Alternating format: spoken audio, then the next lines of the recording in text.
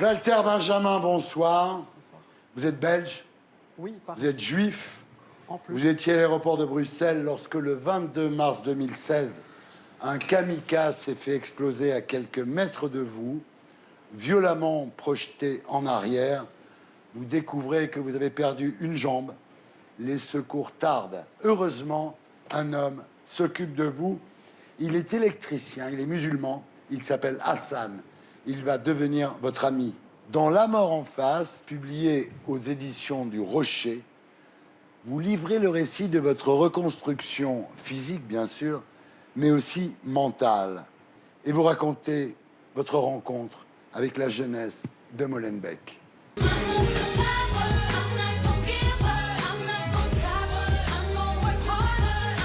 Walter Benjamin, vous êtes né le 3 octobre 1968 à Bruxelles. Vous grandissez à Uccle, qui est la banlieue huppée de Bruxelles, où vont tous les Français qui veulent payer moins d'impôts. La famille est assez peu pratiquante. C'est pas le truc chez vous, hein? Non, je suis d'abord européen. Je veux dire, je me définis plutôt au niveau de mon judaïsme. Pour moi, c'est plus une culture. C'est un héritage et je le vois comme ça. En 1981, vous avez 13 ans.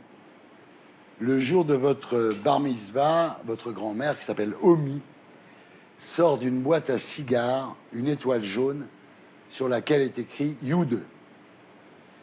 Elle, qui avait toujours refusé de vous parler de son numéro sur le bras, se confie enfin à vous. Et là, vous réalisez, pour la première fois finalement, l'existence de la Shoah. Exactement. Oui. Pour moi, ça a été un choc. Mais comme parfois on entendait à la télévision certaines personnes qui disaient que ça n'avait pas existé, que voilà, c'est des gens qui avaient fabriqué l'histoire, j'ai vu de visu que c'était vrai. Votre père, lui, est né en 1940 et il a passé les 5 années de la guerre dans une cave. Il n'a vu le jour qu'en 1945, votre père. Oui. Votre mère, elle, fait partie de ces juifs qui habitaient en Égypte. Oui. Et qui ont été chassés par Nasser en 1956. Il a décidé donc de mettre tout ce qui n'était pas égyptien dehors. Donc elle se retrouve, oui, comme bon nombre de ressortissants, orphelines de son pays, qui finalement était l'Égypte. Elle se retrouve en France et puis à Bruxelles.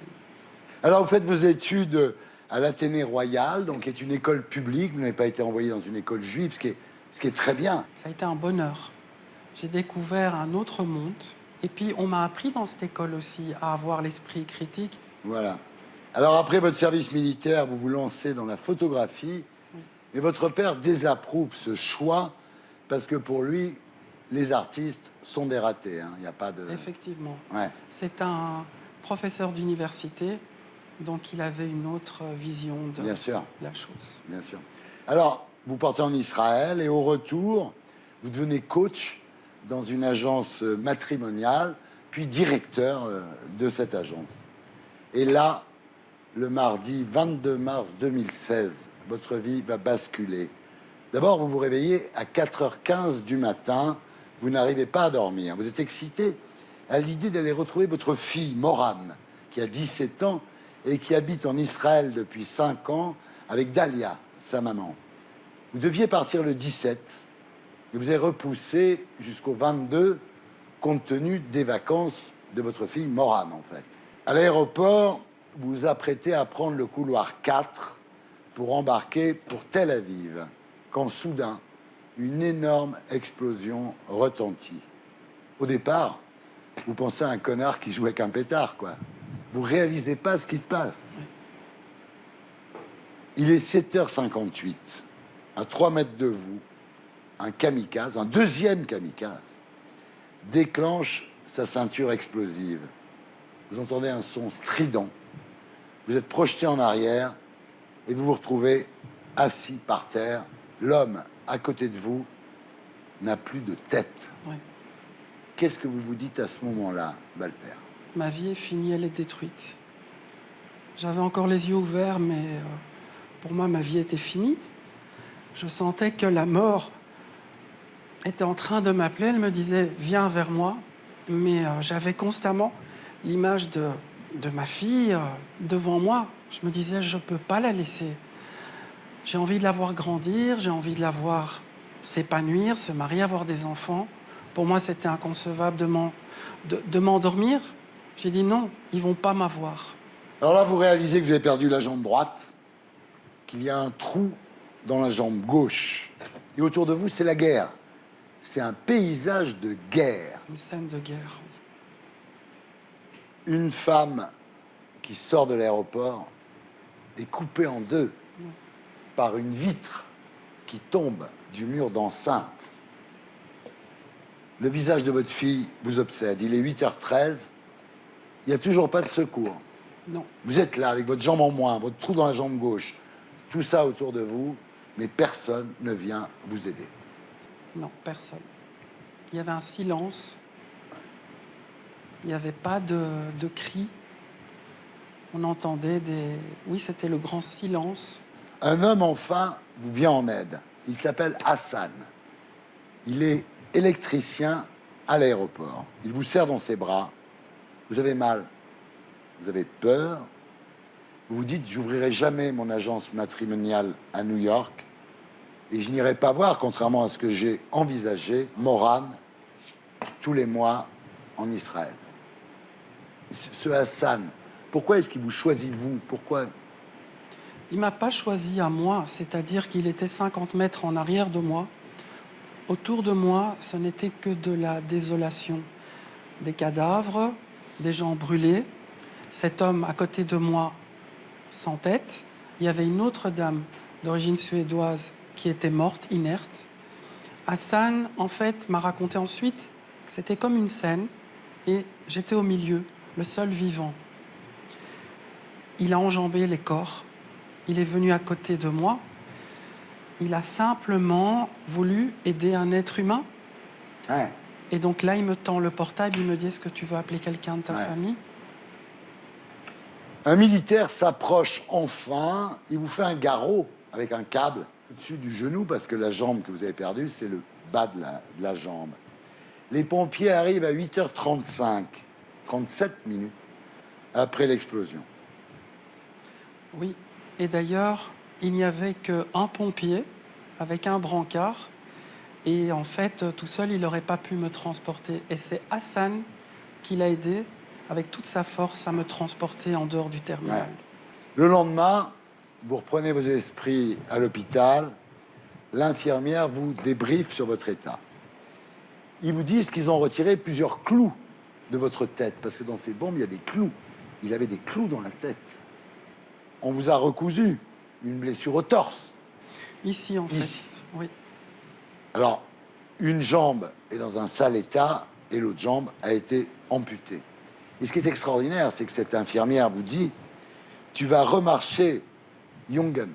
Ça veut dire « mon gars », en flamand, j'imagine. Oui. Et elle vous dit « Aujourd'hui, t'en fais pas, on fait des prothèses très modernes ». C'est extraordinaire, ça. Oui, elle a encore de l'humour. Elle a été comme une maman, en fait. Je pense que l'attentat a changé le cours des événements. Les gens se sont sentis tellement atteints dans leur chair. Ouais. C'était toute la Belgique qu'on attaquait. Alors évidemment, vous êtes très épuisé, vous vous rendormez. Et quand vous vous réveillez, Louis, l'ambulancier qui s'est occupé de vous, est à vos côtés. Il veut prendre de vos nouvelles. Oui. Il a tout fait dans l'ambulance pour que je ne m'endorme pas. Bah oui. Il était prêt, il m'a dit ensuite, il me l'a raconté, il m'a dit j'étais prêt à brûler le moteur de l'ambulance pour que tu arrives vivant à l'hôpital. Alors il vous dit que les autorités avaient été prévenues à plusieurs reprises de la nécessité de sécuriser cet aéroport sans résultat. C'est ça qui est terrible dans votre histoire. Oui. Là, vous éprouvez de la colère, évidemment, contre les terroristes, mais aussi contre les autorités belges, mais ce serait pareil avec les autorités françaises. L'ancien maire de Molenbeek, par exemple, par ambition personnelle, a laissé les islamistes radicaux s'installer à Molenbeek. Il y a une complicité, des fois politique, c'est le cas en France aussi. Vous en voulez aux autorités belges à ce moment-là? Énormément, parce que cet homme a fait de Molenbeek ce qu'elle est aujourd'hui. Ouais. D'ailleurs, il y a des anciens reportages qui sont toujours visibles où des habitants de Molenbeek, de confession musulmane, le critiquent Ouais, ouvertement. ouais. Ici la voix. Oui. Thierry, je ne vois pas bien arriver l'effet comique. Je finis par me demander s'il y en a un. Je t'adore. Là, en surfant sur Facebook, vous tombez par hasard sur une photo du roi Philippe et de la reine Mathilde. Qui est revenu. Oui. Et vous décidez de leur laisser un petit mot sur leur page officielle. La royauté, pour vous, c'est important. C'est-à-dire que vous pensez que la Belgique est tellement un pays zarbi, avec des tas de gens de tous les sens, que heureusement qu'il y a un roi au-dessus de ça pour fédérer toutes ces populations. Et vous avez raison. Donc vous faites un petit mot sur la page officielle. Qu'est-ce que vous mettez dans ce petit mot? Que s'ils lisent mon petit mot, eh bien, qu'ils passent me dire bonjour. Et ce jour-là, la famille royale est attablée chez Siska, qui est un célèbre gaufrier de Knokke-le-Zout. Et un ami à vous, Alain, arrive à passer tous les barrages. Oui. Il va vers le couple royal et il leur montre ce que vous avez écrit. Et la reine dit « Appelez ce monsieur, je veux lui parler ». Voilà. Le roi vous appelle à l'hôpital. Et le 29 mars 2016, c'est-à-dire 7 jours après l'attentat, le couple royal vous rend visite à l'hôpital. C'est exact. Ça s'est passé comment, Walter? Tout naturellement. D'abord, c'était pas prévu qu'ils viennent ce jour-là. Et on est venu m'avertir, le roi arrive. Donc, on m'a vite rasé, lavé, on m'a préparé. Et puis, le roi est entré dans la chambre et j'ai dit, tiens, voilà Flupke. Ça veut dire Philippe en flamand. Ouais, Et il a souri. ouais. Et puis, la reine est rentrée. Ils ont fermé la porte. Il n'était pas question que des médias soient là. C'était vraiment une rencontre informelle et privée. Ils avaient été très touchés par mon message sur Facebook. Et on a discuté. Ils ont été très à l'écoute, autant lui que elle. Elle m'a posé beaucoup de questions sur ma fille. Et je dois dire que ça m'a fait beaucoup de bien parce que depuis 2 ans, je me sens, les victimes se sentent, on se sent abandonné. Bien sûr. On ne sait plus quel citoyen on est. Bien sûr. Alors vous dites au roi et à la reine que vous craignez une guerre civile. Oui. Parce que j'ai dit au roi, j'ai pris sa main, j'ai dit, Mon Altesse, on rigole plus maintenant. Si demain, des terroristes se font sauter devant une école, que des enfants sont morts, Ouais. les gens vont perdre la raison. Ils vont faire la chasse à la rage. Ah oui, Et donc, tout le monde va se taper dessus. bien sûr. Et vous lui expliquez aussi que les familles juives sont de plus en plus nombreuses à quitter l'Europe, non pas pour convenance personnelle, mais parce qu'ils ont peur. Là, vous êtes interviewé par RTL et vous expliquez qu'il ne faut pas faire d'amalgame, qu'une vingtaine de terroristes n'ont rien à voir avec les 800 000 personnes de la communauté musulmane. J'ai été très critiquée pour ces propos. On a une communauté de 7 à 800 000 musulmans en Belgique. Même s'ils sont 500 ou 1000, ça ne fait pas 0,1%. Ouais. En plus, je dis toujours que les Marocains de Belgique sont des bourgeois. Ouais, La situation est vraiment différente avec la France. ouais. Ils sont propriétaires de leurs habitations, ils travaillent, ils ont leur business. C'est eux qui ont prévenu en premier les autorités qu'il y avait des bruits qui couraient, qu'il y avait des jeunes qui voulaient faire des attentats. Ils ont prévenu. Un juif qui défend les musulmans, évidemment, ça déclenche des manifestations de soutien, à commencer par Oussama, qui vous apporte des pralines de chez Léonidas à l'hôpital, quand même. C'est d'un goût, les pralines, après un attentat. Grâce à ça, il y aura d'autres portes qui s'ouvriront à Bruxelles, mais surtout à Molenbeek. Et vous découvrez, en fait, le poteau rose, c'est que rien n'a été fait pour intégrer ces populations. J'ai voulu par moi-même, sans prendre parti, ni pour l'un ni pour l'autre côté, savoir ce qui se passait exactement dans Molenbeek. J'ai compris beaucoup de Ce que vous choses. avez compris, en fait, c'est qu'ils ne vous parlent pas tellement d'islam, tous ces jeunes. Ils vous parlent des poubelles qui ne sont pas vidées, du manque d'espace vert, de la façon dont ils sont considérés. Mais ils ne vous font pas chier avec le radicalisme islamique. À aucun moment on n'a Non. parlé d'islam. Eux n'ont pas parlé d'islam. Ouais, Ils ont des rêves, Il y en a qui veulent être photographes, d'autres ingénieurs. Mais à un moment donné, je pense qu'on doit aussi se regarder dans un miroir. On a voulu cette Europe multiculturelle. Ben, il est peut-être temps d'intégrer les gens et qu'ils se sentent européens. Alors, vous avez finalement revu Hassan, l'électricien qui vous avait aidé, et il vous dit, ça va Valtou? Alors, comment tu te sens chez les bougnoules, mon juif?